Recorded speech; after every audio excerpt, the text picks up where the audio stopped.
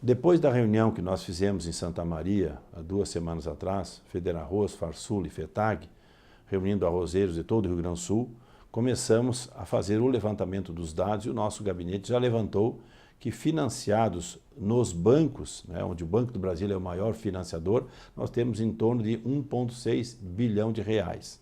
Da mesma forma, os investimentos no Banco do Brasil e nos demais bancos privados, nós devemos ter em torno de 2,5 bilhões de reais. Esses valores se vencem em 2017 e vencem também nos próximos anos. Então esse é o total que nós temos para buscar de que forma nós vamos resolver o impasse das dívidas dos produtores, sejam aqueles que estão financiando nos bancos e sejam aqueles que já não estão mais financiando o custeio nos bancos, mas têm investimentos e têm prorrogações que vencem nos bancos.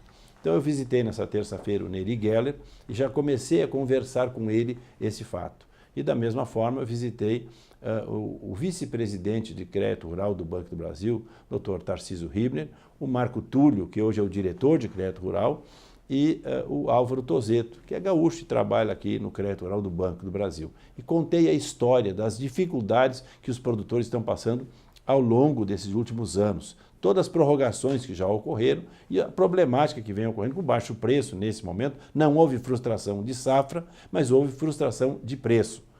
O Henrique Dornelles já tem também um encaminhamento para resolver a questão pontual do saldo de arroz que ainda tem.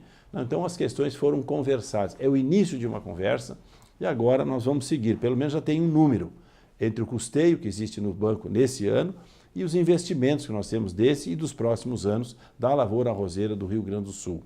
Então nós vamos continuar a conversa, foi bastante interessante para que o Banco do Brasil pudesse atualizar esses valores e colocar também a situação de dificuldade que passam os arrozeiros e pelas crises sucessivas, ou seja, de frustração de safra, que nós tivemos já nos últimos anos, ou frustração de preço, como também estamos tendo nesse momento. Para que os dados que o Banco do Brasil vai fornecer possam nos ajudar na discussão com o Ministério da Fazenda, com o Ministério da Agricultura e com o próprio Banco Central do Brasil.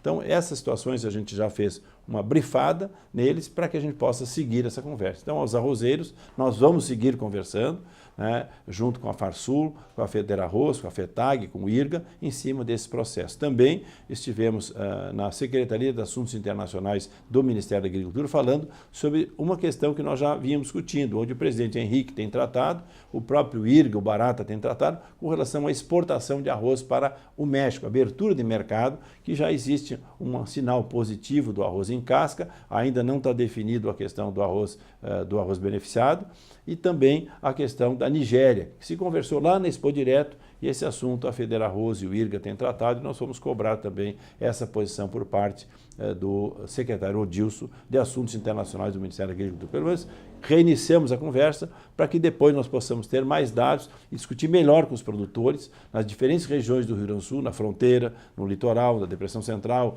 lá na Zona Sul, na campanha, para que a gente possa trazer bem esse encaminhamento, para que a gente possa buscar, então, soluções via governo para ajudar os produtores. E mostramos também ao Banco do Brasil, ao Neri, as dificuldades da entrada de arroz em épocas inoportunas, como nós estávamos colhendo arroz esse ano no Rio Grande do Sul e estava importando arroz na mesma época do Paraguai, ou do Uruguai, ou da Argentina. Então essas questões, de uma certa forma, prejudicam o produtor e ele vai ter que daqui a pouco pedir renegociação e ajuda para o governo. Então questões tangenciais que nós já falamos ao Banco do Brasil e também ao Ministério da Agricultura. E nós vamos seguir essa conversa com você, produtor arrozeiro do Rio Grande, e vale também para você que é de Santa Catarina a mesma situação.